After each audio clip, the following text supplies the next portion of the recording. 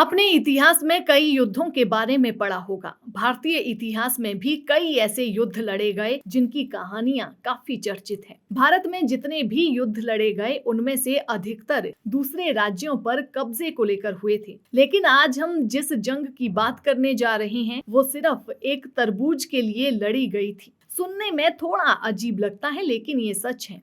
आज से करीब 376 साल पहले हुई इस जंग में हजारों सैनिक मारे गए थे। आपको बता दें कि दुनिया की ये पहली जंग है जो सिर्फ एक फल के लिए लड़ी गई थी। इतिहास के पन्ने पलटेंगे तो आप पाएंगे कि इस युद्ध को मतीरे की राड़ के नाम से जाना जाता है। दरअसल राजस्थान के कई इलाकों में तरबूज को मतीरे के नाम से जाना जाता है और राड़ का अर्थ है लड़ाई। 1966 ईस्वी में ये अनोखा युद्ध हुआ था। तरबूज के लिए ये लड़ाई दो रियासतों के बीच हुई थी। आपको बता दें कि उस दौरान बीकानेर रियासत के सिलवा गांव और नागौर रियासत के जाखड़िया गांव की सीमा एक दूसरे से सटी हुई थी। बीकानेर रियासत की सीमा में एक तरबूज की बेल लगी थी और नागौर रियासत की सीमा में उसका एक फल लगा था। यही फल तब युद्ध की वजह बन गया। दरअसल सिलवा गांव के निवासियों का कहना था कि बेल उनके यहाँ लगी है तो इस फल पर उनका अधिकार है। वहीं नागौर रियासत के लोगों का कहना था